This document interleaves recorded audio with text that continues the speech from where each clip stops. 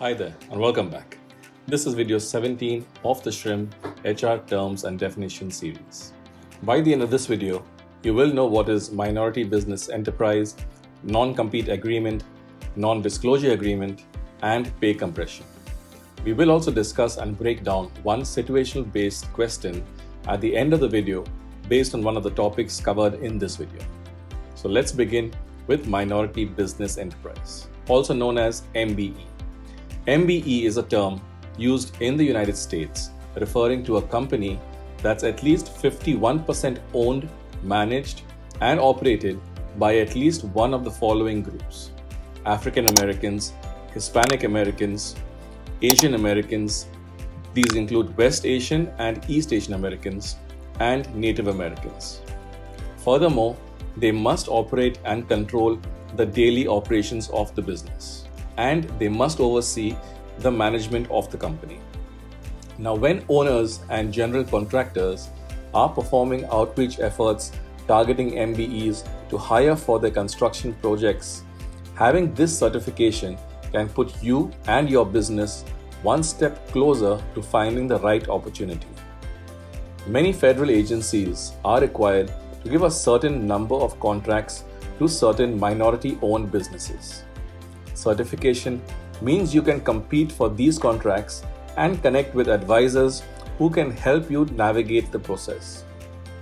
This in turn will open up your business to new opportunities and important relationships you might not have found otherwise. Now, there are programs available across the country to help minority-owned businesses receive access to capital they might not otherwise be able to generate from their own networks. These programs provide grants and loans that can help benefit businesses. The certification designation is offered by the National Minority Supplier Development Council, or NMSDC, and the certification process usually involves completing an application and/or completing a registration. Next, let's look at a non-compete agreement. Non-compete agreements are contracts between an employer and an employee that are typically signed at the start of their business relationship. Essentially, a non-compete agreement prohibits the employee from competing with the business directly or indirectly for a specific duration of time after their employment has ended. While the contents of the non-compete may vary from company to company, they may attempt to prohibit the employee from things such as working for a competitor company or competing individual, starting a company that offers the same products or services, developing competing products or providing competing services, recruiting former colleagues to join their new business, although this can also be done through a non-solicitation agreement. However, just because an employer may want to prevent an employee from competing against them, it isn't always that easy. In fact, there are very specific rules regarding the enforceability of non-compete agreements, which can vary from location to location. Almost every state has a slightly different approach when it comes to the enforceability of non-compete agreements. In fact, some states view non-competes as overly restrictive on competition, meaning they are only enforceable in certain circumstances and not all of them. One of the most important factors courts will often look at when determining the validity of a non-compete agreement is whether it actually protects a legitimate business interest of the employer. If it doesn't, there really isn't any reason to stop the employee from competing against a former employer. Great. Next is non-disclosure agreements. Before that though, I apologize in advance for interrupting the video right now. Just a quick message from me. If you are preparing for the SHRM exam, then consider checking out my SHRM exam study guide, the one-book learning system. I have left a link in the description of this video where you can find more details about this guide and how to use it to ace the exam. Now back to the video. Non-disclosure agreements, or NDAs as they are sometimes called, are legally enforceable agreements between parties that are used to ensure that certain information will remain confidential. Businesses use NDAs in a variety of situations. For example, when a company is looking to sell itself, it may have any prospective buyer sign an NDA to protect any confidential information that the company may disclose during sale negotiations. Similarly, the company may have prospective investors and vendors sign NDAs as well. One of the most common situations in which companies use NDAs, however, is when employees have access to confidential information, including trade secrets, proprietary processes, client information and lists, marketing strategies, and any other valuable or sensitive information. Violating an NDA can have serious consequences.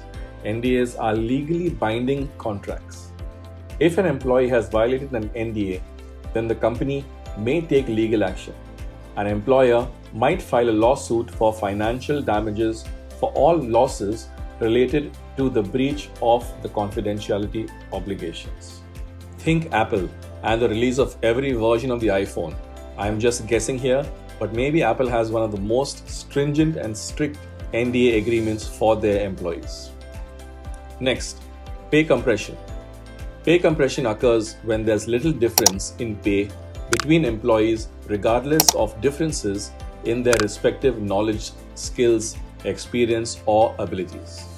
For example, when new hires join the company at compensation levels similar to long-time employees. Managers and their direct reports. So when there are small wage differences between employees within the same job family at an organization. Pay compression can lead to turnover if employees feel they are being undervalued. This is more apt to happen if long-time employees discover that they are receiving little more money than new hires. The situation can be especially troublesome when your best, most tenured employees decide to jump ship. Even if they are not actively looking for a new job, employees can lose motivation, resulting in lost productivity. Now, wage compression is a significant issue and resolving it isn't simple. There are steps that employers can take, beginning with determining appropriate pay rates. From there on, you can take concrete steps towards moving toward better pay equity. Great. Next, time for that question now.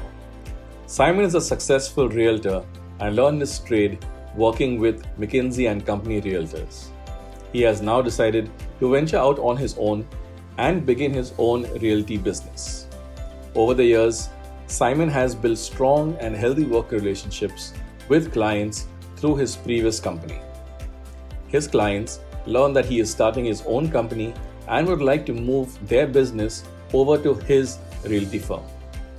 If Simon decides to enroll these clients with his new company, he may run the risk of being sued by McKinsey & Company under what basis? A.